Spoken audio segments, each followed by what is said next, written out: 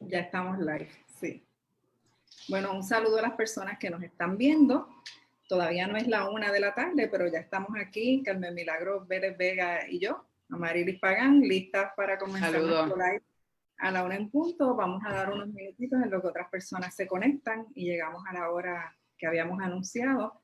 Mientras tanto, aprovecho y les cuento alguito de por qué estamos haciendo este live hoy, martes. Es que esta semana, el próximo jueves, es el Día Internacional de la Acción por la Salud de las Mujeres. Y nosotras queríamos aprovechar la oportunidad para enlazar el tema de la violencia hacia las mujeres con la salud, pero la salud vista desde una perspectiva pública. Y ahorita cuando comencemos el live, Mili nos va a dar más detalles sobre eso. En otros temas aprovechamos a recordar que ganamos la demanda contra el gobierno de Puerto Rico para abrir los comedores escolares. Esos son asuntos también relacionados con la salud pública y eso podría ser el tema de un live más adelante, pero le estamos invitando a las personas a que nos dejen saber a través de la página de Mesa Social o la de Matria si en sus pueblos los comedores escolares están abriendo o si no están abriendo, porque vamos a tener que monitorear las acciones del gobierno a partir de esa sentencia del pasado viernes que le ordenó abrir todos los comedores escolares de la isla y darle comida no solamente a los niños y niñas entre 1 y 18 años, sino a toda persona que necesite recibir alimentos porque esté en necesidad económica a raíz de toda la cuarentena y toda la pobreza que se está viviendo en el país. Así que vamos a dar unos minutitos en lo que es la 1 y se nos unen más personas en live.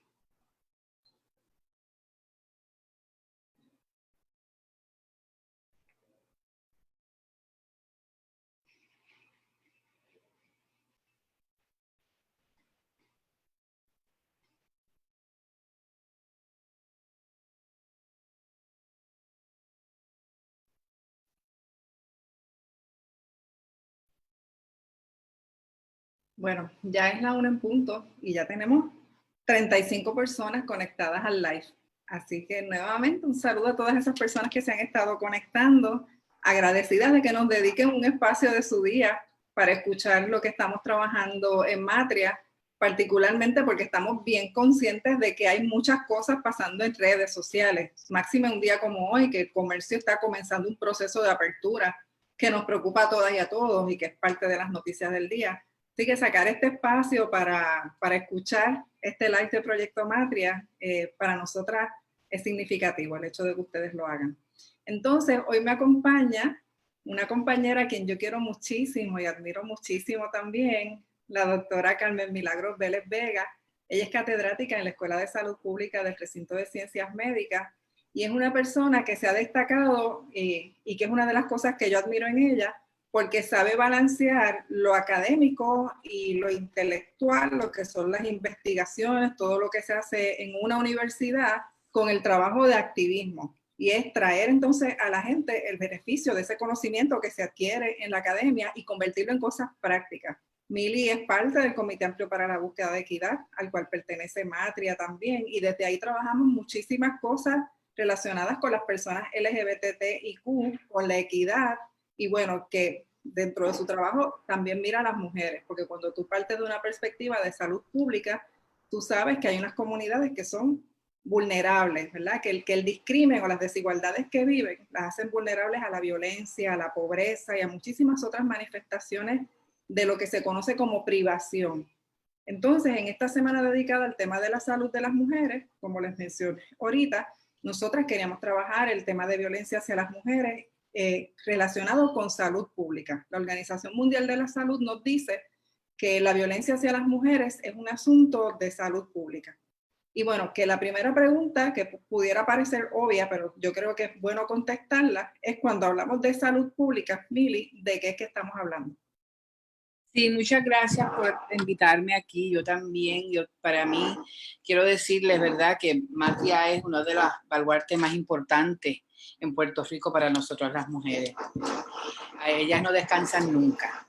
Aquí viene un huracán, viene un terremoto, viene la pandemia, lo que sea, y aquí siempre el trabajo trabajan mucho más en las crisis que cuando lo hacen todo el tiempo. Así que para mí, cuando Matria me llama, yo digo que sí. Yo siento la obligación como mujer en Puerto Rico de hacerlo, porque por ellas uno puede dormir un poquito más tranquila por la noche, sabiendo que hay todas estas mujeres ahí, lideresas, trabajando por nosotras y nosotros. Yo también trabajo con el Centro Colaborativo de Investigaciones en Disparidades en Salud, y esto es importante porque las disparidades en salud son las cosas que nos aquejan y son elementos que mira la salud pública, son quizás la evidencia de las injusticias sociales y de la inequidad. La salud pública es una especialidad no clínica de la medicina enfocada en la promoción, prevención e intervención de la salud desde una perspectiva multidisciplinaria y colectiva, ya sea a nivel comunitario, regional, nacional, internacional. O sea, es decir, no está centrada en el individuo, sino en el colectivo. Cuando nosotros hablamos de salud pública, estamos hablando, ¿verdad? Y hay varios baluartes dentro de la salud pública. Por ejemplo, la salud es un derecho humano fundamental. Eso es el que hable de salud pública tiene que estar de acuerdo con estos cánones, porque esto es parte de lo que es salud pública. Los primeros gestos de salud pública en el mundo, ¿verdad?, digamos, fueron la creación de sistemas de agua, que ayudaron, ¿verdad?, que colectivamente bajaran las tasas de muertes de niños y de todo el mundo. Las vacunas, ¿verdad? Hay varias incidencias que son así a nivel colectivo y tienen que ver con estos baluartes. Número uno, que es un derecho fundamental, un derecho humano fundamental, que es también, la salud pública también es lo que nosotros hacemos como sociedad para asegurar las condiciones en las cuales la gente puede estar saludable. O sea, nosotros bregamos con las causas de las causas. No es combatir la enfermedad, sino es combatir las condiciones que promueven esa enfermedad y que sea peor en unos grupos que en otros. Es un instrumento para promover la salud, prevenir la enfermedad y prolongar la vida a través de esfuerzos sociales organizados. Así que, como lo traigo, es uno de los deberes más importantes del Estado. Eso quiere decir que más allá de la mirada que vemos en el Puerto Rico de hoy, ¿verdad?, que es una mirada de salud remediativa, esperan a que exista la enfermedad para entonces trabajar. La salud pública trabaja desde el punto de vista de la prevención y considera muchos otros aspectos más allá de la simplemente enfermedad de ir a un cardiólogo o ir a un endocrinólogo o ir a un generalista. Sí. Entonces, a mí me parece importante que podamos mirar también, cuando hablamos de establecer políticas públicas desde el Estado para resolver problemas, qué rol debería jugar la salud pública en ese proceso. Pues sí, la salud pública es responsable de las políticas de salud saludable, ¿verdad? Las políticas saludables. Esa es la idea, ¿verdad? Que se caracterizan, ¿verdad? Por una preocupación explícita por la salud de todos en todas las áreas de la política, por una responsabilidad sobre el impacto de la salud, ¿verdad? No es hablar solamente de las políticas que atienden los servicios de salud, sino es todo lo que tiene que ver con salud. Por ejemplo, las políticas que tienen que ver con los usos de terrenos tienen que ver con la salud. Porque si nosotros nos quitan los espacios donde caminar, si nos quitan los árboles, si nos quitan los espacios, nosotros tenemos una falta de salud. Si las políticas que tienen que ver con los controles ambientales de elementos que son contaminantes, eso son políticas, aunque no necesariamente son de salud, sí son de salud porque impactan la salud pública, ¿verdad? Así que esa es la responsabilidad de la salud pública ante en lo que son las políticas públicas, es atender toda política, ¿verdad? Que exista o no exista, ¿verdad? Si existen políticas, revisarlas, hacerlas cónsonas con los valores de la salud pública, y si no existen, entonces cabildear para que se den. Luchar para que hagan los estudios necesarios que fundamenten el que se creen políticas de salud que propendan a la salud de todas y de todos. A eso iba, porque estamos diciendo también que hacen falta datos, ¿verdad? No solamente estadísticas, sino investigaciones que nos permitan entender mejor por qué ocurren las cosas, como por ejemplo la violencia de género, pero también cómo ocurren otros problemas sociales que vivimos. Y sin esos datos no se pueden establecer políticas ni desde la salud pública ni desde el gobierno como tal. Sí. Y necesitamos datos, ¿verdad? Y estas son recomendaciones que hay en varios informes de la Organización Mundial de la Salud, ¿verdad? En distintas entidades que trabajan con la salud de la mujer a nivel global. Y una de las recomendaciones es que se haga investigación y también se digreguen esos datos. Porque nosotros decimos, hay una tasa de suicidios de tal %. Pero ¿y quién es esa gente? Necesitamos saber su sexo, su edad, su orientación sexual, su identidad de género. Necesitamos saber su estatus migratorio, necesitamos saber su localización geográfica. Esta información nos puede ayudar a entender por qué se dan estas situaciones. Porque es cierto que la enfermedad y la salud no afecta a todo el mundo por igual. ¿Por qué la violencia doméstica afecta tan desproporcionalmente a las mujeres? No estamos diciendo que los hombres no los afecta, pero nosotros sabemos que es abrumadoramente. Y eso es una disparidad en salud. Y ocurre porque hay unos valores a nivel de sociedad donde esa desigualdad se sostiene. Y se sostiene a un nivel que llega a las políticas públicas. Son políticas que, ¿verdad? Porque aquí nosotros pensamos en apoyar, por ejemplo, a la gente que está trabajando. Y la gente que está en la casa no trabaja. Y las mujeres que han tenido que quedarse en la casa cuidando a sus niños, sirviéndole de maestra, de terapista, de cocinera, ¿dónde está ese trabajo? ¿Dónde está la valorización? Y eso está a nivel, ¿verdad? de las políticas sociales. Esa es una de las áreas de incidencia de la salud pública. ¿Cómo hacemos visible?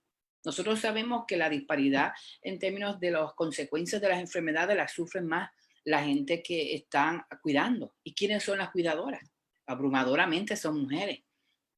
Así que eso es lo importante, tener datos que nos ayudan a entender un problema social y saber a quién afecta más que a otro. Y cuando sepamos eso, ¿por qué?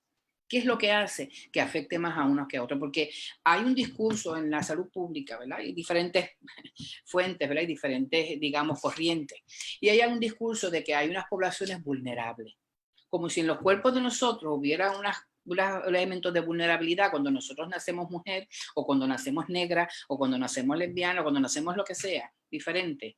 Hay algo en nosotros que es vulnerable y no es intrínseco a nuestros cuerpos, ni a nuestra genética, ni es intrínseco a nuestra condición social. Nosotros nacemos porque si nosotros naciéramos mujer en un lugar donde las mujeres se trataran de manera equitativa, nosotros no tendríamos los problemas que tenemos. El problema lo tenemos porque socialmente nosotros estamos impuestos a una realidad que nos hace vulnerables. Por eso yo uso la palabra vulnerabilización, aunque a lo mejor es un medio disparate, pero no uso la palabra de poblaciones vulnerables porque eso es estigmatizar a la gente. No es cierto que... Sí. Que se está usando la palabra se está hablando de comunidades o personas vulnerabilizadas, Exacto. ¿verdad? Y yo prefiero también usar esa palabra. Sí, sí, bueno, y ustedes en todas sus acciones así es como lo hacen. Ustedes no es la victimización, sino es más bien cuáles son las condiciones sociales que lo sostienen. Y entonces eso nos lleva al tema de los determinantes sociales de la salud, que nosotras a veces en Matria los mencionamos por ese nombre, pero muchas veces evitamos usar el término porque sabemos que no siempre la gente entiende de lo que estamos hablando. Sí. Y me parece que hoy es un día perfecto para explicar qué son los determinantes sociales de la salud. Sí. Es bien interesante, Melis, porque los determinantes sociales de la salud es una conceptuación que existe hace mucho tiempo. Hay una medicina social que tiene su nacimiento y tiene su fuente en Latinoamérica. Así que esto es un concepto que viene muy de nuestra... Lo que pasa es que luego se van... los científicos en otros lugares se apropian de estos conceptos, pero es un concepto, yo pienso que surge de esa medicina social latinoamericana. ¿Qué quiere decir? Quiere decir que los determinantes sociales de la salud son las condiciones sociales en las cuales la gente vive, trabaja, donde nace. Lo que yo les decía un momento, si yo nazco mujer, nazco negra, llego con una diversidad funcional. No es el ser mujer, no es el ser diferente lo que me va a traer a mí las injusticias, lo que me va a traer es el entorno. Y eso es lo que hace los determinantes, enfocarnos en las causas de las causas, no en las personas y sus cuerpos. No es que las mujeres tienen una vulnerabilidad particular para la violencia, ¿no? Lo que pasa es que las mujeres están colocadas socialmente en un lugar donde hay inferioridad y la violencia viene por eso. Y viene por el nosotros sostener ideas culturales y también políticas públicas, ¿verdad? Que sostienen esa relación de poder desigual. Uh-huh. El enfoque de los determinantes sociales de la salud se refiere a atender los factores que pueden ser cambiados y controlados a través de acciones políticas. A mí lo que me parece más fascinante de esta área es que son cosas prevenibles. La gente que hoy día está más vulnerabilizada no tiene por qué serlo si nosotros tomáramos las medidas y hiciéramos las cosas. Y Matria es un buen ejemplo de ello. La manera en que trabajan con las clientes que apoyan, no solamente en el momento de la emergencia, sino con la vivienda sostenida, con ayuda a empleo, con ayuda a desarrollo económico, con apoyos para poder salir, un andamiaje para poder salir de las condiciones que son determinantes sociales de la salud negativos, que te llevan a la enfermedad. Porque igual los determinantes te podrían ayudar. Una persona que nace en un hogar donde hay altos niveles de educación, gente que puede cuidarlos, que vive en un país donde los niveles de desigualdad no sean tan altos como aquí. Todas esas condiciones, en lugar de alejarte de la salud, te acercan a la salud. Pero aquí el problema es que nosotros cada vez, ¿verdad? En términos de lo que hace el Estado, las políticas van más dirigidas a crear una situación donde las mujeres estén más y más en esa posición de desigualdad. Posición que le pasan luego a sus hijos y a sus hijas porque ellos y ellas nacen en esos mismos entornos sociales. Así que de eso es lo que se trata de la distribución de la riqueza. Fíjate que habla de la salud, pero se trata de la distribución de la riqueza, se trata de cuál es el sistema de salud que existe. Nosotros tenemos un sistema de salud que es un apartheid aquí hay una gente que tiene y otra que no. Una gente que tiene una tarjeta y tiene una posibilidad de tener una salud más o menos y hay otra gente que tiene que mendigar por lo mínimo. Y entonces eso no está intrínseco en el cuerpo de la persona. Ese es el mundo en que esa persona ha llegado y de eso es lo que se quiere decir, ¿verdad? Importante porque provee para explicar las inequidades en salud y saber que esto no es algo permanente, sino que es posible prevenir, es posible eliminarla.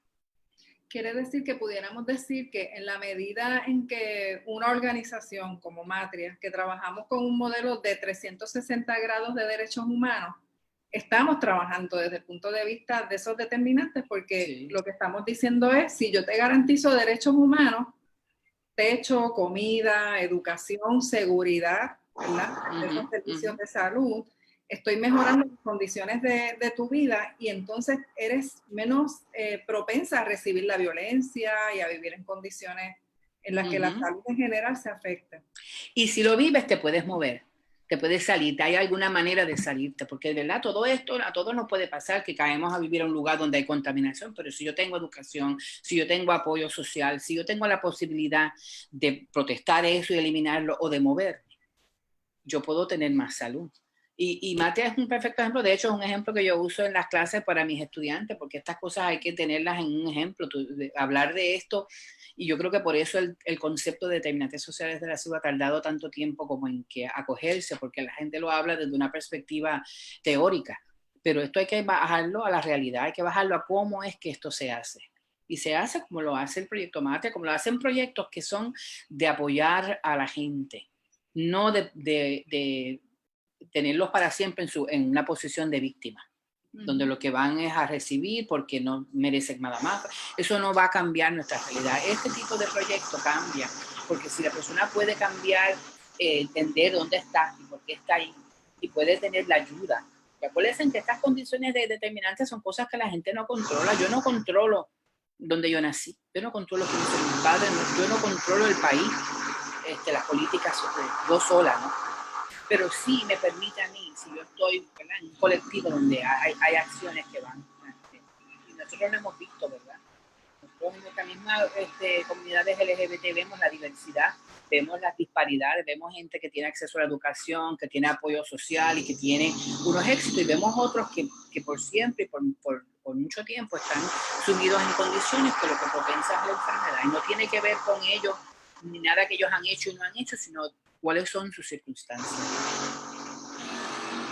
De hecho, estoy pensando, ¿verdad?, que cuando se hace trabajo político, porque tú lo mencionaste ahorita, por eso es que es tan importante, además de dar el servicio, que trabaja con las personas de manera individual o a veces comunitaria, pero no deja de ser un proceso quizás aislado de la estructura total, sobre la cual no tendríamos control. Cuando se trabajan procesos políticos y se incide en la toma de decisiones del gobierno, cuando impulsamos proyectos de ley, cuando bloqueamos proyectos de ley peligrosos, cuando fiscalizamos lo que están haciendo las agencias, eso sí es un proceso que permite que cambie la condición en general para la sociedad y que adelante una agenda, que yo creo que eso es lo que han hecho las feministas por décadas y las comunidades LGBT también, ¿verdad?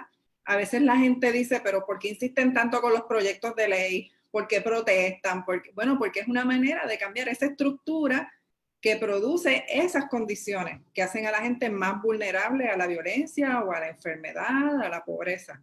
Y va a todos los niveles, desde uno unirse a grupos que están trabajando colectivamente, de uno emitir su opinión. O sea, hay muchas maneras de hacerlo. Pero definitivamente nosotros hemos, ¿verdad?, la salud pública, y lo traigo porque la forma en que yo hablo y la manera en que yo veo la salud pública no es la manera en que la ve todo el mundo en salud pública, ¿verdad? Quiero clarificar eso. Aunque hay una nueva salud pública que está surgiendo, ¿verdad? Yo tengo mucha esperanza porque yo he tenido muchos estudiantes maravillosos que yo espero que sean, ¿verdad?, precursores de estas nuevas ideas. Bueno, no nuevas ideas, sino de las ideas que son realmente, van a servir para el progreso de nosotros. Y es que nosotros podemos incidir a nivel individual, pero es a nivel colectivo donde hay que trabajar esto. Pero el trabajo que se hace individual se va formando, se va haciendo colectivo, porque cada mujer que se va dando cuenta, que va entendiendo que hay algo que ella puede hacer, que hay alguien que la puede ayudar, porque nada lo podemos hacer solo, va a ir cambiando, ¿verdad? Esas mujeres, la forma en que crían a sus hijos también, ¿verdad? La ideología que vamos.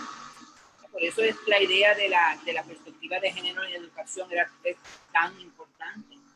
Y nosotros insistimos tanto en ello y la gente todavía es malinterpretada.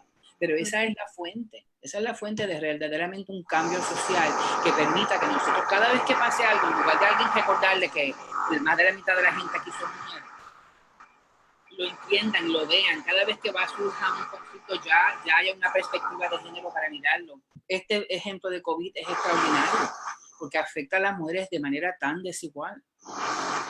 Han tenido que echarse al cuerpo el cuidado, han tenido que echarse al cuerpo lo económico, han tenido que echarse al cuerpo la angustia, los problemas de salud mental. las dificultades, las frustraciones de sus hijos, y la perspectiva y el enfoque del Estado no ha sido apoyarla, ha sido, imagínate, hemos tenido que demandarlos para que den comida. Sí. Es una de las cosas más, de las desgracias más grandes, y les recuerdo que la seguridad alimentaria es un determinante social de la salud bien importante, y es tan importante porque las experiencias que nosotros tenemos en nuestra edad temprana, en nuestra niñez, con la alimentación, con la seguridad, son determinantes de la salud que vamos a tener como adultos. Hay investigaciones, y yo me involucro en la investigación de cómo, ¿verdad?, los contaminantes impactan a las mujeres embarazadas y luego a los bebés. Y nosotros vemos de una manera concreta cómo la exposición a sustancias tóxicas a las cuales están expuestas todas las mujeres, pero mucho más las mujeres pobres en este país, afecta el desarrollo de ese feto, afecta luego la salud. O sea, hay lazos directos con asma, con obesidad infantil. Entonces nosotros pensamos que todas esas son cosas que se dan porque la gente no cuida bien a los niños o porque no tienen las condiciones de higiene, no tiene que ver con eso. Esos problemas vienen de efectos externos que nosotros como sociedad no hemos podido desaparecer, hemos podido equilibrar. Y que cuando una trabaja con poblaciones así se da cuenta porque, por ejemplo, o sea, en mi familia, ¿verdad?, que hemos sido una familia bien afortunada, prácticamente no hay niños ni niñas enfermos, si acaso con asma, pero asma controlada. Sin embargo, cuando una se mueve a ese espacio de las participantes de Matria, prácticamente en todas las familias hay niños y niñas con condiciones de salud crónicas, que crean un efecto dominó, porque entonces en la medida que la mamá quiere salir de la situación de pobreza, pero tiene un asunto de salud de los niños y niñas que el Estado no le ayuda a manejar, se queda en la situación de pobreza a menos que alguien apalanque para empujarla y moverla. Entonces, cuando tú trasladas eso al resto del país, ¿verdad?, que muchas veces la gente tiene la tendencia a culpabilizar a las mujeres de su pobreza y dice esas mujeres del residencial o de la barriada o de tal, que están todo el día con los muchachos. Bueno, lo que pasa es que las condiciones en general, tanto de salud de ellas como las de sus niños y niñas, y inclusive las de otros parientes, porque seguimos siendo cuidadoras, se convierten en un ancla, ¿verdad?, que no les permiten moverse y progresar ellas para hacer progresar a la familia. Pasan el doble y el triple del trabajo que pasa a lo mejor una mujer de clase media que tiene plan médico, que tuvo buena alimentación durante el embarazo, que sus niños han tenido las mejores comidas, ¿verdad?, y las ropas, los químicos con que se usan en la casa, todo eso impacta. Entonces, pasando ya al tema de la violencia de género, la Organización Mundial de la Salud tiene un estudio multipaís que ha publicado en varias ocasiones, lo actualiza periódicamente, pero una de las cosas que más me impresionó a mí la primera vez que lo vi, el estudio, que una vez mira estas cosas con ingenuidad, porque acuérdate que yo vengo de la literatura y el derecho, no necesariamente de la salud, fue cuando yo vi esa expresión tan clara de que la violencia hacia las mujeres es un asunto de salud pública. Y a mí eso me impresionó, porque ahí fue que pude hacer la conexión de, ok, por eso las feministas anteriores a mí han estado trabajando desarrollo económico, vivienda, han hecho propuestas en otras áreas. Y me gustaría escuchar tu opinión sobre eso. Sí, en el caso de la violencia doméstica tenemos una disparidad en salud. Una disparidad en salud que es producto de un determinante social de la salud, que es género, que es discriminación por sexo, que es discriminación racial y étnica, ¿verdad? Porque también vemos dentro de las mujeres que hay unas mujeres que están, ¿verdad?, en una situación peor que otra. Y nosotros entendemos que la violencia, ¿verdad?, desde la perspectiva saludista, que la violencia es un problema de salud pública, sobre todo la violencia de pareja que se da, ¿verdad?, y sobre todo la que afecta a las mujeres, porque es algo que es dispar. Afecta más a las mujeres que a los hombres. Afecta más a ciertas mujeres que a otras mujeres. Cuando hay situaciones que afectan disparmente, diferenciadamente a la gente, eso es un determinante social de la salud que produce unas disparidades en salud. O sea que más mujeres que van a tener lesiones, van a sufrir de problemas de salud mental, trastornos psicológicos, privaciones físicas y de maltrato de sus hijos y todo eso porque están en una situación que no está otra gente, ¿verdad? Y que nosotros tampoco hemos podido, ¿verdad?, fortalecer los sistemas para ayudar a las organizaciones que están haciendo algo. O sea, ahora mismo cuando surge una pandemia como esta, lo primero que tú tienes que hacer, esas son recomendaciones que están en ese reporte y en otros que ha hecho la OMS, tú tienes que fortalecer los programas de salud de la mujer y sobre todo los de prevención de violencia. O sea, no es que los vas a poner en hold, al contrario, los tienes que fortalecer mucho más que antes, robustecer con recursos para que la gente pueda estar físicamente online como sea y puedan tener la información que necesitan para poderse proteger. Así que en ese sentido, ¿verdad? La salud pública tiene una responsabilidad muy grande en esta área y el Estado de asumirlo, no como un problema social solamente, sino un problema social y de salud fundamental. La violencia de género afecta a las mujeres, pero afecta a los niños y afecta a la sociedad completa. Nosotros lo sabemos. Hay unas estribillos que son mis favoritos. Si lastimas a una, los lastimas a todas. Dice, para mí esa es de las cosas más importantes en las que yo creo, porque quizás en nuestra vida, como dice Amarili, yo tengo una hija que está sana, sí, pero esa soy yo. En mi realidad no es la realidad de otra gente. O sea, lo que yo veo por ahí, la gente que tiene los niños enfermos con asma, que tienen diagnósticos de cuántas cosas te puedes imaginar. A veces esos diagnósticos son también estigmas que vienen de la condición de pobreza, porque también hay una expectativa muy baja de las poblaciones que tienen escasos recursos económicos.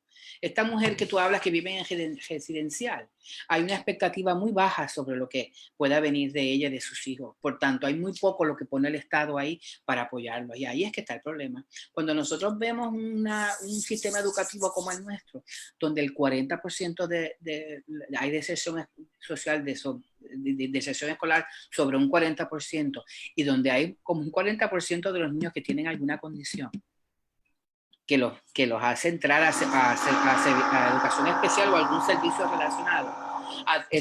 Eso es disparidades en salud. Esos son efectos de todos los problemas sociales a los cuales han sido, ¿verdad? Todos esos determinantes sociales los cuales han vivido esos niños y que resultan también en un sistema que pone muy poco ahí para ellos, que de nuevo no tiene pobres expectativas de ellos, por tanto no pone en la escuela los apoyos que podrían necesitar esas familias para. Y hay ejemplos de buenas escuelas, no voy a decir que todas son así, pero el sistema público en general ha sido un fracaso. Ha sido un fracaso para nosotros cuidar, ¿verdad? Y sobre todo de equiparar que fue para lo que fue creado, ¿no? Equiparar las oportunidades.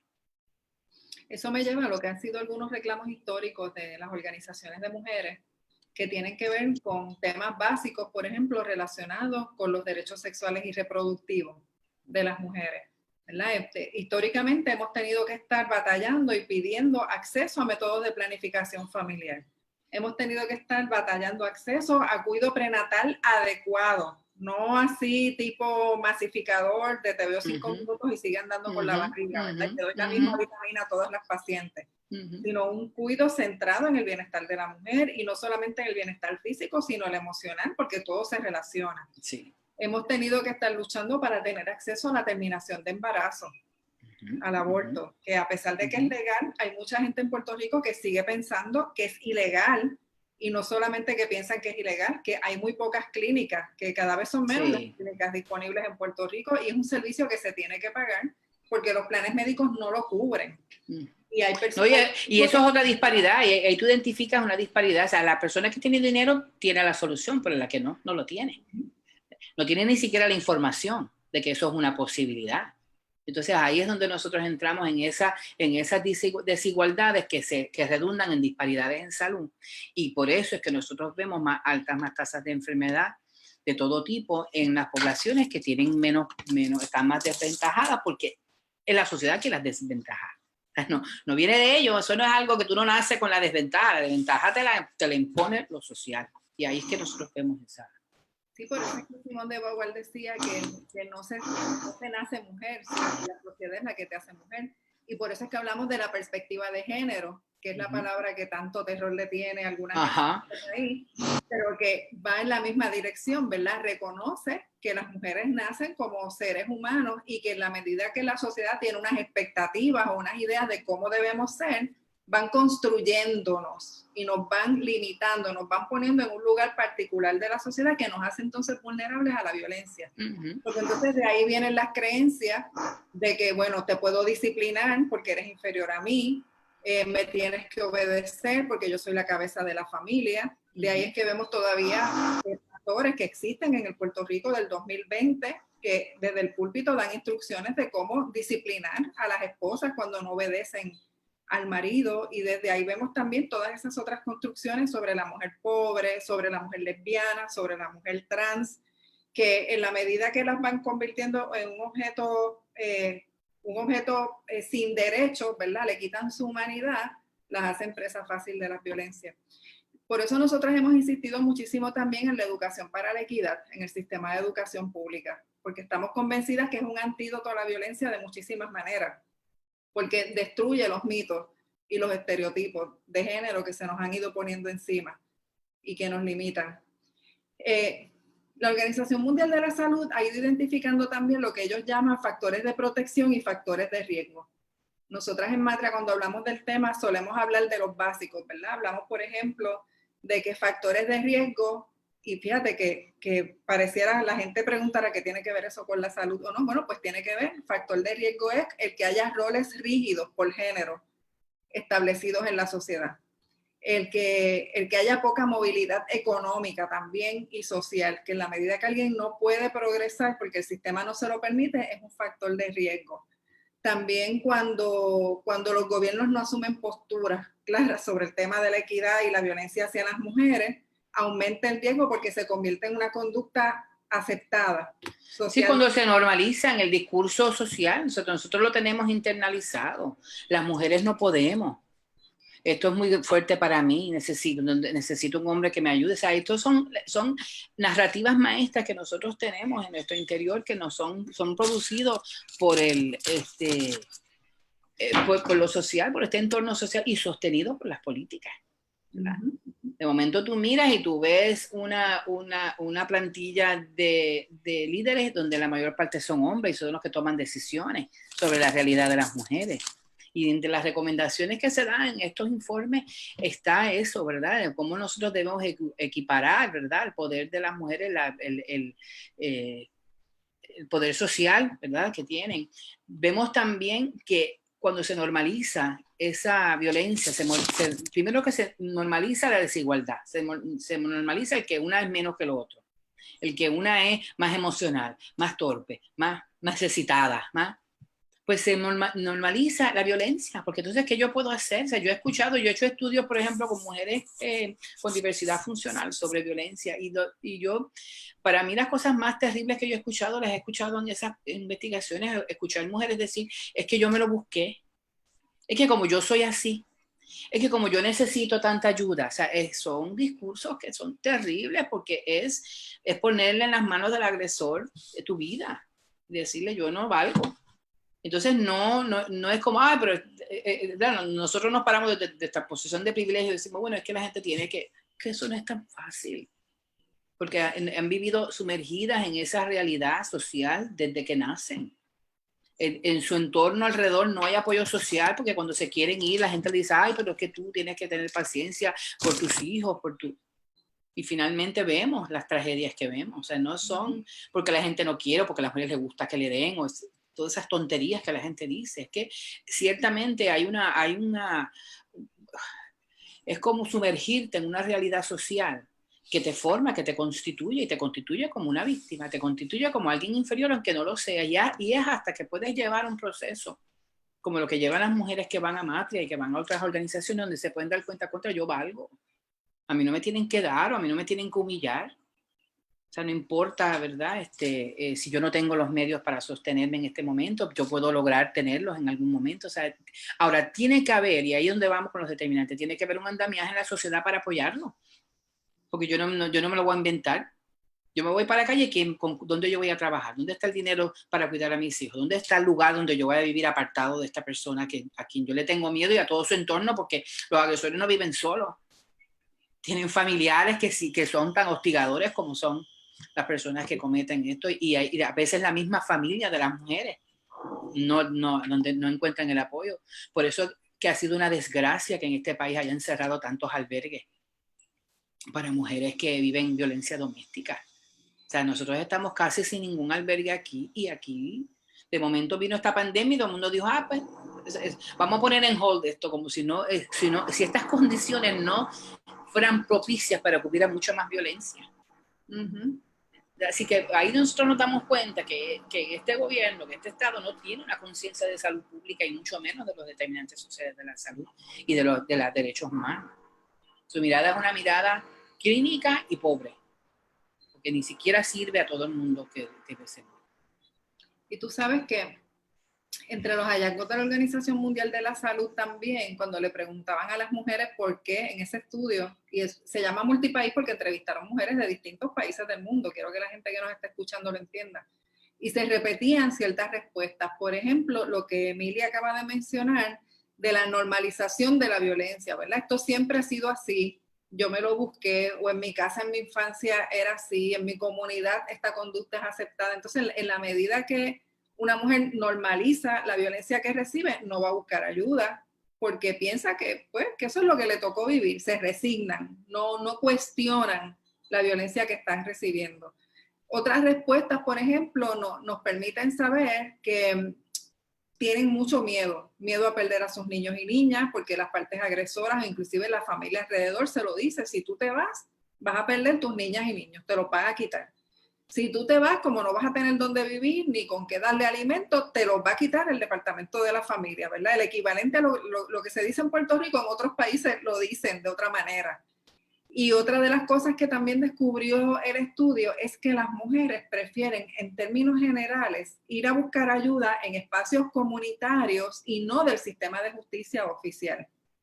Y esto yo siempre lo he entendido porque, mira, hay gente que piensa que las organizaciones de mujeres todas queremos a los hombres presos y todas queremos ir a pedir órdenes de protección, pero eso no es cierto, ¿verdad? Muchas de nosotras estamos centradas en el bienestar y la seguridad de las mujeres, y no siempre una orden de protección o un caso en el tribunal es lo que ella necesita para sanar y estar segura. Entonces, cuando las mujeres entran directamente al sistema de justicia, se pueden encontrar en una de esas situaciones en la que el sistema, como no tiene sensibilidad y comprensión del problema, la empuja por un carril de acción que no necesariamente es lo que ella quiere o puede hacer en ese momento. Sin embargo, cuando van a organizaciones, pues en las organizaciones la dinámica es otra, ¿verdad? O sea, sí se hace una evaluación de peligrosidad, sí se le hacen planes de seguridad, pero también en una organización como Matria nos preguntamos qué es lo que tú quieres y qué es lo que tú necesitas. Y ahí es donde viene ese proceso de coordinar servicios que no necesariamente son servicios del sistema de justicia. Es que cuando tú miras, ¿verdad? De nuevo, es una respuesta cookie cutter, es una respuesta igual para todo el mundo. Es un protocolo. Entonces ese es el problema, la gente no vive las cosas de la misma manera, no viene del mismo entorno, no ha tenido las mismas experiencias. Además de que las cosas cambian con los tiempos también. Nosotros tenemos, ¿verdad?, aún el desfase de que la gente ni siquiera entiende que las mujeres trans son mujeres. ¿Entiendes? Nosotros tenemos que explicar cosas como esas, ¿verdad? Así que cuando nosotros nos enfrentamos a un sistema que está tan institucionalizada, la desigualdad, es bien difícil porque sus respuestas son respuestas, pues tú sabes, para cumplir, pero no están pensadas para realmente ayudar a la mujer a salir de esta situación y a poder ayudarse a evitar futuras experiencias. Pero eso tú no lo haces solamente por tu voluntad. Tú necesitas las condiciones materiales, las condiciones sociales para poderlo hacer. Y sobre todo para poder levantar a unos niños que tengan otra idea en la cabeza. Porque nosotros sabemos, los estudios nos lo dicen, la mayor parte de estos hombres que agreden son niños que fueron agredidos en sus casas. Y eso está entre los factores de riesgo. El haber tú visto a tu padre agredir a tu mamá, haber visto que esa es la respuesta, que la violencia es la respuesta para todo tipo de conflicto, son factores que ponen en riesgo, ¿verdad?, a la gente en el futuro, porque no es de la nada que va a salir un entendimiento en un chico que ha vivido una vida de violencia y que lo que ha visto es violencia, por más pena que le dé de su mamá, eventualmente va a terminar respondiendo igual que lo que vio, porque esto es condicionamiento, un condicionamiento que se da. Y el Estado debería estar dirigido a promover, si no lo puede hacer, el Estado debe estar promoviendo programas que lo hagan, delegando sus servicios en programas y que cubran todo el país. de una manera donde realmente cualquier mujer, cualquier familia que necesite estos servicios de apoyo los pueda tener. Sí, eso nos lleva a mirar entonces eso de los factores de protección, porque cosas que se han identificado de parte de la Organización Mundial de la Salud y que nosotras hemos visto en la práctica aquí en Puerto Rico, cosas que funcionan, bueno, pues cuando hay campañas a favor de la equidad. Por eso es que yo a cada vez que tengo la oportunidad digo, la equidad es el antídoto a la violencia, porque en la medida que hay campañas de equidad y se promueve el respeto hacia las mujeres o hacia las diversidades, porque esto incluye también a las comunidades LGBT, tú le estás creando un escudo protector a esas personas que en otras circunstancias la ciudadanía, ¿verdad?, vería como dispensable, alguien que no importa lo que le pase. Lo mismo pasa con las campañas que son de cero impunidad, que son recomendaciones que hace la Organización Mundial de la Salud y que nosotras le estuvimos pidiendo cuando las organizaciones de mujeres estábamos pidiendo que se decretara el estado de emergencia por violencia de género. La última vez que hicimos la petición. Sí, que le dieran la importancia que merece, ¿verdad? Sí, que hay una política de cero impunidad, porque cada vez que sale una noticia de un asesinato de una mujer, por ejemplo, y después nadie sabe qué pasó, nadie sabe si cogieron al asesino, si lo cogieron, qué pasó con él, en qué paró el caso, cuando hay casos que llegan al tribunal y terminan negociándose porque un fiscal que no creyó en la mujer o no le quería invertir energía, la hace negociar por un delito menos grave para salir del caso. Cada vez que pasan esas cosas se va creando una sensación de impunidad, que el sistema entonces no le pide responsabilidad a quien ejerce la violencia hacia las mujeres. Entonces, y como que neutraliza la violencia, porque dice, bueno, es que es un crimen pasional, y ya la gente ve un crimen pasional y pasa a la página, porque eso, bueno, eso es ya sí, ellos. eso es entre esas dos personas, eso es algo que ella se lo buscó probablemente. Entonces eso nos lleva de nuevo al tema, ¿verdad?, de la educación para la equidad, pero también a la respuesta coordinada. Porque desde un punto de vista de salud pública, como lo vemos nosotras en Matria, y son las propuestas que llevamos años sometiéndole a distintos gobernadores y ahora la gobernadora también, las propuestas que nosotras siempre llevamos a Fortaleza son propuestas de respuestas coordinadas, no solamente entre agencias de gobierno, sino con comunidades y organizaciones, porque reconocemos que es un problema que la mejor manera de atajarlo es con todo el mundo alineándose en un mismo esfuerzo. Y a nivel de agencias de gobierno, una nota que cuando se habla de violencia hacia las mujeres, la tendencia es a pensar policía, fiscalía. Si acaso, oficina de la procuradora de las mujeres, que ya la gente hasta se le olvida que existe, ¿verdad? Pero cuando se acuerdan, dicen oficina de la procuradora de las mujeres. Y entonces no se piensa que en el tema de violencia de género hay que incorporar en la discusión al Departamento de Vivienda, al Departamento de Salud, al Departamento de Educación, múltiples agencias que tienen que ver con el tema, si lo miramos desde una perspectiva de salud pública. También si lo miramos desde la perspectiva de salud pública, vemos que la violencia no es toda interpersonal, hay una violencia estructural que sufren las mujeres. Y tiene que ver con los determinantes sociales de la salud. Yo vivir en un lugar contaminado sin yo poder salir de ahí, sin yo saber que hay contaminación, sin yo tener acceso a unos servicios de salud preventivos que me ayuden a mantener a mi familia sana, yo entender que hay cosas que yo esté bajo los niveles de pobreza mucho más que otros grupos sociales. O sea, ese es un problema bien serio. La pobreza es violencia.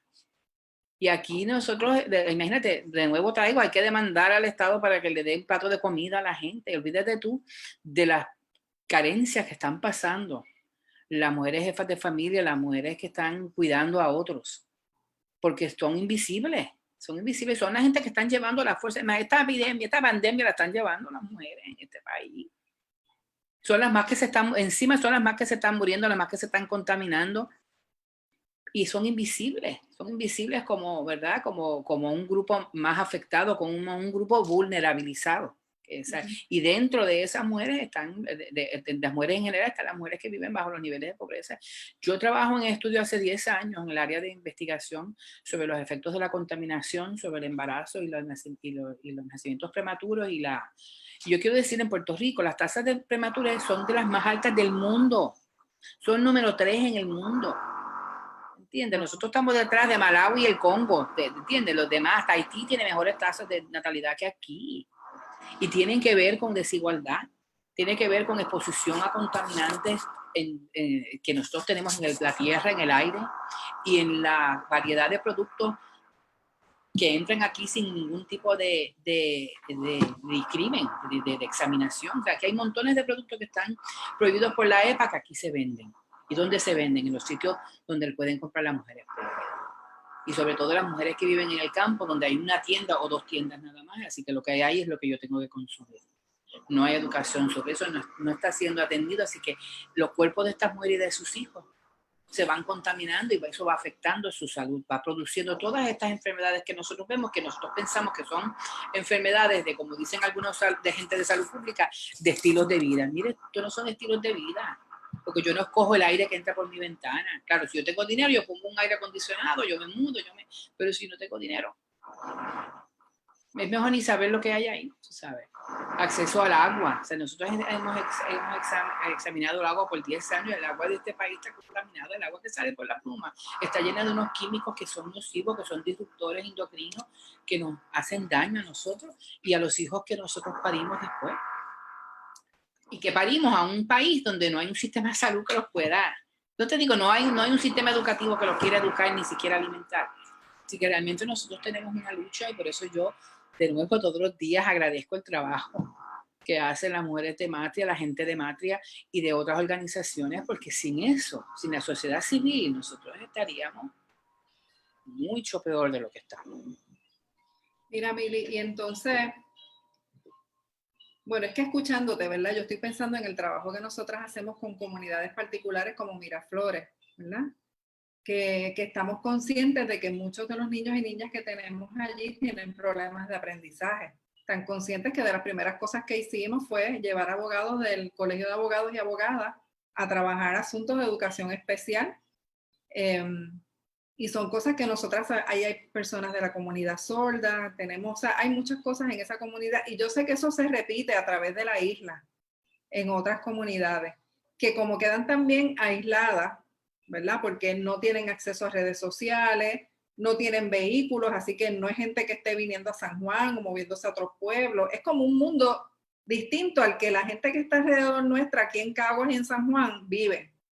Entonces hay que tener como que un corazón bien grande y muchas ganas de ver para ver lo que está pasando en esos bolsillos que los podemos tener en Caguas también, en un campo remoto o en Calley, que yo sé que hay comunidades así, pero que Guaynabo, en Cataño. Sí, sí, esas comunidades están en toda la isla. Entonces, cuando una enlaza esto al tema de violencias de género y al tema de la salud de las mujeres, pues quiero recapitular para que la gente entonces esté consciente que estamos hablando de que no se trata solamente de mirar la salud desde el punto de vista médico hospitalario tradicional, sino que hay que mirar entonces lo que tiene que ver con acceso a educación pública de calidad, con acceso a alimentación de calidad, incluso sistemas de transporte colectivo que te permitan ir a donde tú tienes que llegar para requerir servicios o educarte o trabajar, el acceso a trabajo digno que te permita tú tener jornadas en las que puedas balancear vida familiar con descanso, ocio, porque a todo esto viene acompañado en muchos casos del concepto de pobreza de tiempo, que es cuando tú cumplir tus necesidades básicas te toma tanto tiempo que no queda espacio para el ocio, ni la introspección, ni el cuidado de la gente que tú quieres cuidar, ¿verdad? Y entonces, yo creo que el llamado de cara al 28 de mayo, que es el Día Internacional de Acción por la Salud de las Mujeres, es como que demos esa mirada más amplia a lo que es el tema de violencia de género y cómo la salud va mucho más allá de los reclamos tradicionales y que nos obligan a mirar el tema de la salud y de la violencia hacia las mujeres desde esa mirada amplia de derechos humanos, porque hay que garantizar techo, hay que garantizar alimento, hay que garantizar salud, educación, vida comunitaria, seguridad, ambiente limpio, son tantas cosas. Entonces, sí, yo creo que también nosotros tenemos que empezar también a concienciarnos a aquella gente que vivimos en lugares que tenemos unos privilegios que no tienen otros, o sea, a informarnos, a involucrarnos, a estar convencidas y convencidos de que si una mujer que sufra nos afecta a todas. O sea, yo creo que eso es fundamental, a que nosotros podamos movernos, a que esto no sea una cosa invisible. Y yo digo, esos son asuntos de otra gente que no tiene que ver conmigo. Sí tiene que ver conmigo. El país se hace cada vez más pobre, se hace cada vez más enfermo. Si nosotros tenemos una población que está enferma, tenemos una población que está lastimada, que está en condiciones de desigualdad. En términos de las acciones gubernamentales, desde tu perspectiva, ¿verdad? Como persona del que trabaja en el campo de la salud pública, ¿qué tú opinas como profesional que deberían ser las acciones gubernamentales en un momento como este de pandemia, pero también en tiempos regulares, cuando se trata de garantizar equidad y seguridad para las mujeres? Pues varias cosas, ¿verdad? Y esto está también en los reportes que se han elaborado sobre la perspectiva de género en la situación de esta pandemia y de otras también. Lo primero es tener acceso a los datos, ¿verdad? Conocer el impacto por género, por orientación sexual, por edad, por estatus migratorio. Mira que estas no son invisibles, no se sigan invisibilizando a las mujeres que están aquí en una situación migratoria sin documentos. O sea, porque aquí nadie es ilegal, ningún ser humano es ilegal, o sea, no tiene documento. Y esa realidad es terrible, no puede ser ignorada. Eso hay que recogerlo en los datos que nosotros utilizamos. Y no estamos hablando de hacer solamente investigaciones. En cada documento que nosotros le presentamos a alguien para que llene y nosotros recoger esos datos demográficos, nosotros necesitamos saber mucho más que lo que es edad y sexo y dirección. O sea, necesitamos mucha más información para poder entender quiénes son esta diversidad de mujeres que incluyen mujeres de diferentes orientaciones sexuales, de distintas identidades de género, de distintos cuerpos, ¿verdad? Lo otro es involucrar significativamente a las mujeres y las jóvenes a través de asociaciones para financiación, para puestos de liderazgo, para lugares donde haya una visibilidad, ayudar al desarrollo económico, fortalecer los programas, los proyectos de protección de las mujeres y la violencia contra las mujeres. En este momento, más que nunca, esos programas tienen que estar completamente financiados e impulsados, todos sus proyectos y los proyectos nuevos que puedan surgir de ahí, porque este es el momento de realmente tener una respuesta. Hay que proteger y apoyar a quienes están en la primera línea de la respuesta del COVID-19, de las cuales la mayoría abrumadora son mujeres. También salvaguardar la salud, los derechos maternos, sexuales y reproductivos. O sea, esto también, yo estoy trabajando también con la gente de Preven y ellos están porque la gente necesita métodos anticonceptivos, necesitan su contacto y ahora al no poder tener el contacto físico, ¿cómo lo vamos a hacer? Así que ellos están trabajando para poder en sus clínicas de la comunidad proveer esto, porque este no es el momento de poner eso en hold. Este es el momento de tener esos programas de verdad respondiendo a esas necesidades. Cuando precisamente yo no puedo salir a otro lugar y no puedo tener otras alternativas de donde buscar esta ayuda. Priorizar la igualdad de género en el fortalecimiento de los sistemas de salud. Facilitar un acceso equitativo a la educación. Como dijo Amarilis, a una educación con perspectiva de género, a una educación que de verdad sea edificadora. Y que donde de verdad nos importe el resultado de ese proceso educativo. Y proteger las oportunidades económicas y sustento de las mujeres. Son cosas, ¿verdad? Básicas, pero aquí, de nuevo, nosotros aquí hemos tenido que pelear por el plato de comida. Imagínate todo esto, ¿verdad? Yo sueño con, ¿verdad? Un Puerto Rico donde nosotros tengamos el gobierno que nos merecemos, que tengamos un Estado que responda, porque es cierto que nosotros nos merecemos, cada una de nosotras, nos merecemos una realidad mejor que la que vivimos y nuestras hijas también lo merecen. Así que esas son algunas de las recomendaciones que... Mili, entonces yo pienso también que yo añadiría, todo lo que tú dices, yo estoy 100% de acuerdo contigo. Yo añadiría que el gobierno necesita empezar a mirar las diversidades de las mujeres, porque siguen trabajando con una imagen homogeneizada de lo que son las mujeres. Cuando tú ves la propaganda del gobierno, cuando ves las campañas de los políticos, los programas que anuncian, son todos dirigidos como al mismo tipo de mujer heterosexual con niños. Es verdad que ellas consideran que a veces son mujeres solas, ¿verdad? Pero hasta los otros días... Pero son blancas, son rubias, todavía ni siquiera la cuestión racial y ese último anuncio que salió que fue una desgracia, tú sabes, un hombre y un niño y la mujer negra, o sea, por favor. Sí. O sea, eso te dice a ti lo que está en la cabeza de esta gente. Y entonces se le quedan fuera del radar poblaciones tan importantes, porque mira, yo pienso en estos días en las trabajadoras sexuales y se me rompe el corazón porque tienen que estar pasando hambre y si no están pasando hambre están asumiendo conductas de alto riesgo para sobrevivir. Y están aguantando no la violencia de todas las frustraciones que deben tener la clientela que está saliendo para la calle. Sí, entonces eso no está en el radar del gobierno porque también hay una visión moralista de cómo deben ser las mujeres. Entonces, si no son mujeres que caigan en ese estereotipo de la mujer santa, madre, buena, sumisa, ¿verdad? Devota, pues no se merecen la ayuda. No se la merecen y por lo tanto el sistema no les responde y las maltrata cuando van a pedir ayuda. Y eso es violencia de género también, porque parte de unos estereotipos de género y unos prejuicios que vienen de la mentalidad machista. Es violencia estructural y es una violencia institucionalizada. O sea, es una violencia que está ahí metida en todo lo que piensa y hace el gobierno. Por eso es que es tan importante romper con eso. Sí. Voy a mirar a ver si hay preguntas del público. Miriam, lo que miro eso, si tú quieres ir añadiendo algo. Estoy mirando acá.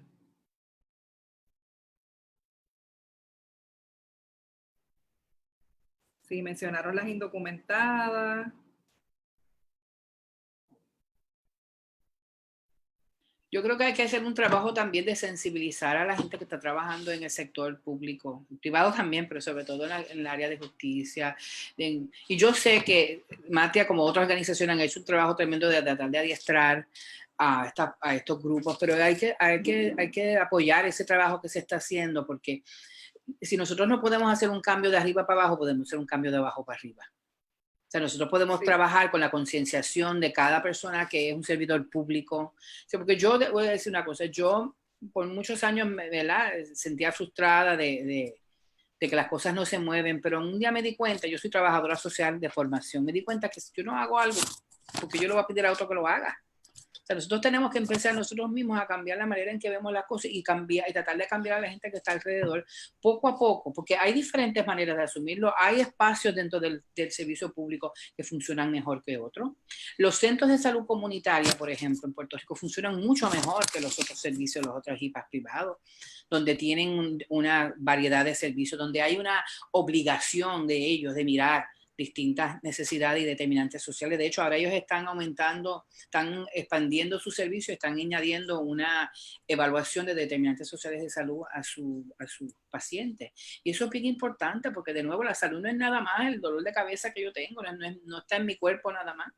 Es todo lo que está alrededor, es todo lo que yo siento, es lo que pienso, ¿verdad?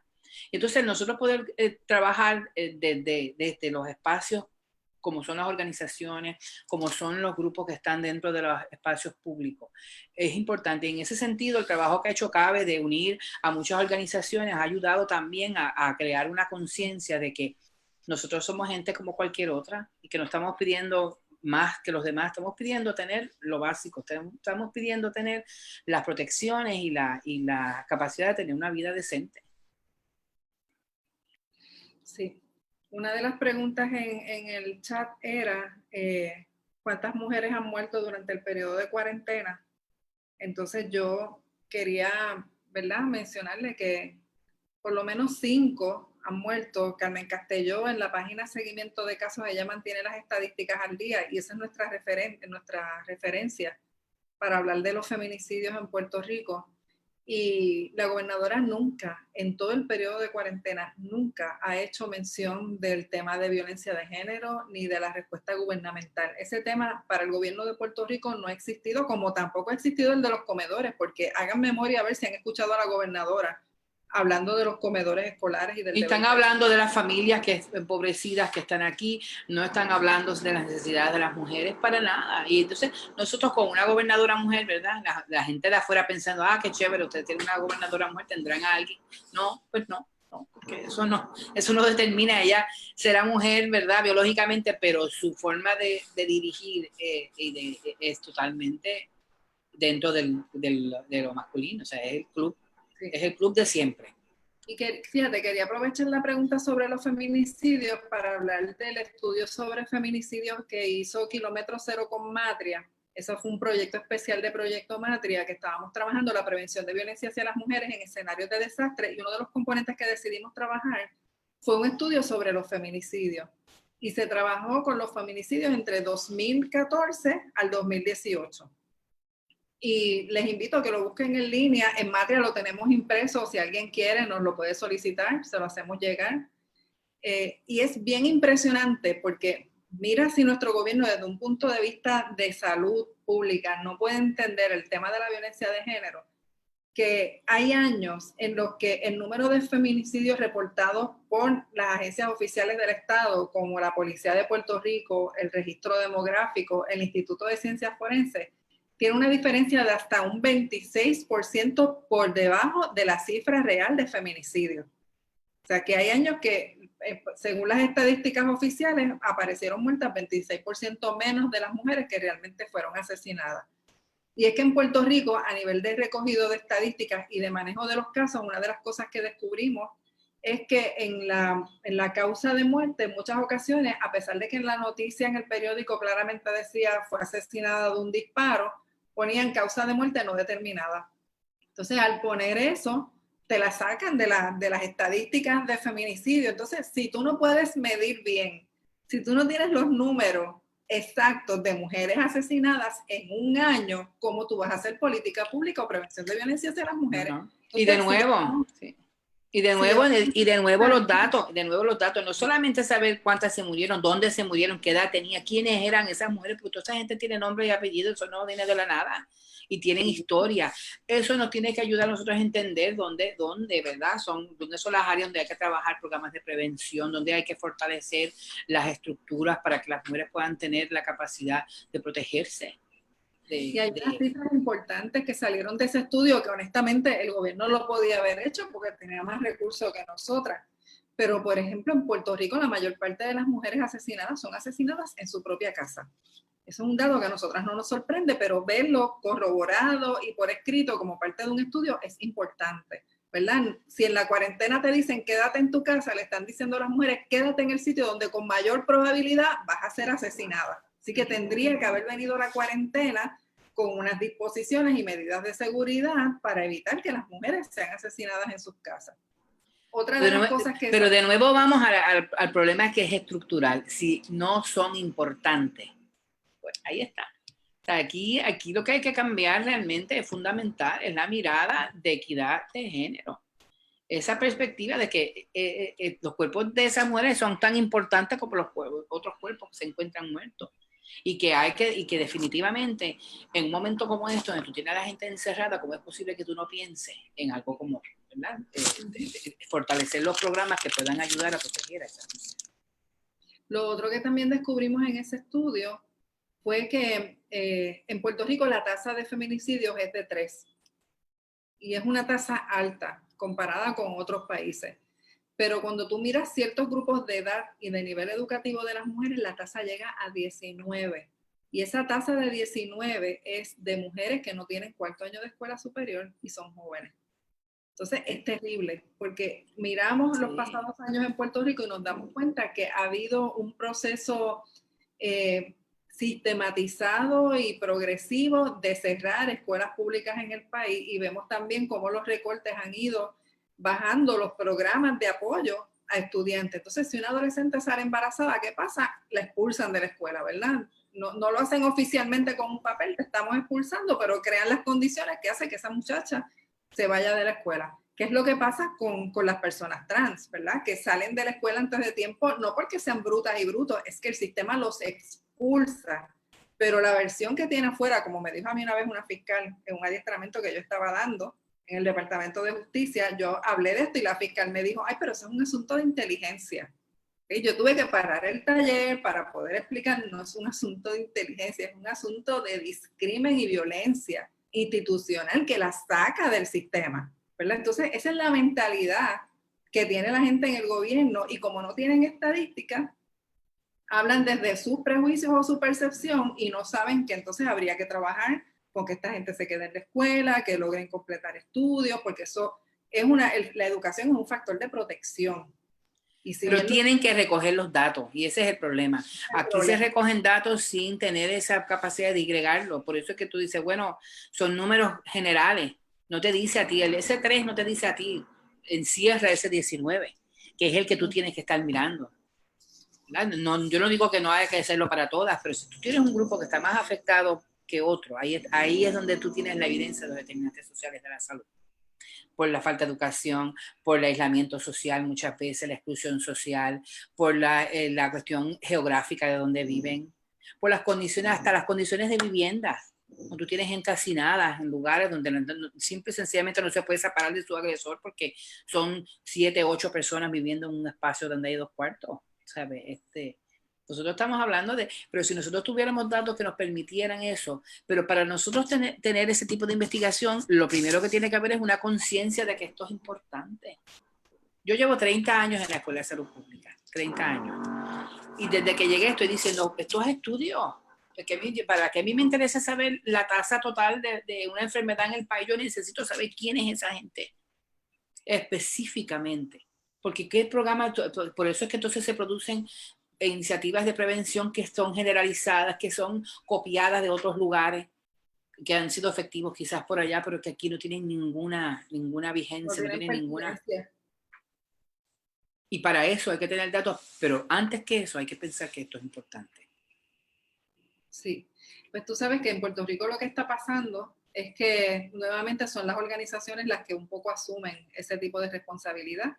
En el caso de los feminicidios lo asumió Matria junto a Kilómetro Cero, pero además creamos el Observatorio de Equidad de Género, que es un conjunto de organizaciones y tenemos una investigadora, tenemos una coordinadora, pero son las cosas que una hace, como te digo, es como con sentimientos encontrados, ¿verdad? Porque es algo que una dice, si el gobierno no lo hace, yo lo voy a hacer, lo hago con amor porque hay que hacerlo, pero a la misma vez una dice, contra, que esto lo debería estar haciendo el Estado, pero una sabe que no se puede confiar en el Estado, que a lo mejor lo que hacen es una chapucería. Entonces, en o ese no lo sentido, hacen. Sí. Eso fue genial, esa idea de ustedes de unir las organizaciones y tener un solo teléfono. De antes, tú sabes, this is not rocket science. Esto no es una cosa que va más allá, son cosas simples que son bien importantes. Porque en un momento como este, que tú estás encerrada, o sea, la mitad de los documentos míos de trabajo están en mi oficina, yo no he vuelto a mi oficina hace 2 meses. Y ahí podría estar el teléfono que yo tengo que llamar. Podría haber una información y tú no sabes cuáles son las condiciones que tiene esa mujer en ese momento, que lo único que tiene es lo que tiene accesible en sus manos. Entonces, hacer una iniciativa como esa, donde dice, bueno, usted llame ese teléfono que de donde sea le van a contestar. Es fundamental, 24 horas al día, 7 días a la semana, porque esto no espera. Esto no es como yo, no es de 9 a 5, como cree Wanda. Hablando de la línea de emergencia, hoy me estaba comentando José Galarza, nuestro coordinador de servicio directo, que ya podemos predecir cuándo va a aumentar el número de llamadas por los anuncios que salen en televisión o en radio. Entonces, alguien preguntó a través de los comentarios que cómo podían ayudar a Matria. Bueno, pues para nosotras es importante que nos ayuden a difundir ese número de emergencia y la información que nosotras estamos poniendo en la página con ese número, que es el 787-489-0022.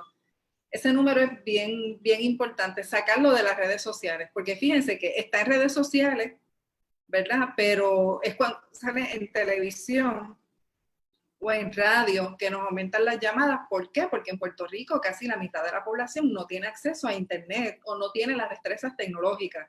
Y cuando se entera de ese número fuera de las redes sociales, reaccionan y llaman y piden información.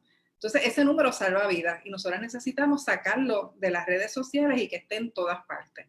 De la otra manera que pueden ayudar a Matria, siempre los donativos vienen bien. O sea, y son importantes. Nosotras hemos alimentado cientos de familias en el periodo de cuarentena, en lo que el gobierno acaba de abrir los comedores, gracias a los donativos de personas como ustedes, que no importa el tamaño del donativo, nos lo han hecho llegar de tantas maneras. Mili y Ángeles han colaborado también. Y eso ha sido importante porque con eso es que nosotras hemos logrado poner un plato de comida en las casas de nuestras participantes a través de la isla, de la gente de Miraflores. Eso es importante. Y lo importante es que han seguido, que no es un donativo de una vez. Porque sí, como tú dices, la gente lo come una vez. O sea, yo Lo que yo me comí anoche ya no está aquí. O sea, yo necesito comida de nuevo. De tenerlo presente. O sea, nosotras las compras, por ejemplo, en Miraflores se han entregado ya compras en 4 ocasiones. Nosotras vamos en ciclo de 2 semanas más o menos y sabemos ya qué familias son a las que le estamos llevando compra y la compra se repite. ¿Por qué? Porque pues se acaba. Entonces, entregarla una sola vez y después desaparecernos es dejar a esa gente pasando hambre el resto del tiempo. Y es lo que hacemos con nuestras otras participantes. Lo otro que alguien preguntó por aquí por la línea fue si sabíamos sobre los suicidios a causa de violencia de género. Pues bueno, las mujeres que se suicidan por una depresión relacionada con violencia de género, lamentablemente el Estado no las identifica como tales. O sea, ese número nosotras no lo tenemos. Podemos conocer algún caso así coloquialmente, alguien que nos dice, pero no hay estadísticas oficiales del Estado. Las únicas estadísticas que tenemos son las de los agresores que se suicidan después de asesinar a su compañera. Y bueno, yo tengo mi opinión. Aquí hay un problema bien serio con los datos de suicidio porque no están degregados. Aquí en el 2010 o 11 por ahí se hizo un estudio en la escuela que fue fantástico con el cuestionario juvenil que se hace aquí, que es bastante representativo. Y salió, ¿verdad? Era un % bien alto de niños de 10 a 16 años que habían intentado suicidarse y tenían ideaciones suicidas. Y pues no podíamos hacer nada con la información porque no está la información de quiénes son, quiénes son esos niños, si son de las comunidades LGBT, si son, dónde viven, en qué espacios están viviendo, si son bolsillos de pobreza, si son comunidades que están viviendo en lugares casi que son lugares de guerra, porque muchos de los espacios de los residenciales se convierten en espacios de guerra por tiempo, por la agresión que tiene el Estado con ellos y los problemas internos que también hay por el trasiego de drogas. O sea, hay gente que vive en unas condiciones y eso no se sabe.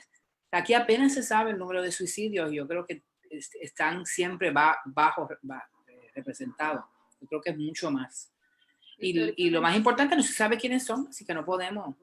Aquí históricamente la policía ha tenido problemas con las estadísticas. Yo no sé si tú recuerdas en el 2011 el estudio que hizo la investigación de la División de Derechos Civiles del Departamento de Justicia Federal, señaló que los casos de violencia doméstica y los de agresión sexual particularmente estaban subreportados y atribuyeron eso a que la policía simplemente no le da importancia a esos casos y que probablemente no los registra cuando entran, y también al tema del machismo dentro de la policía de Puerto Rico.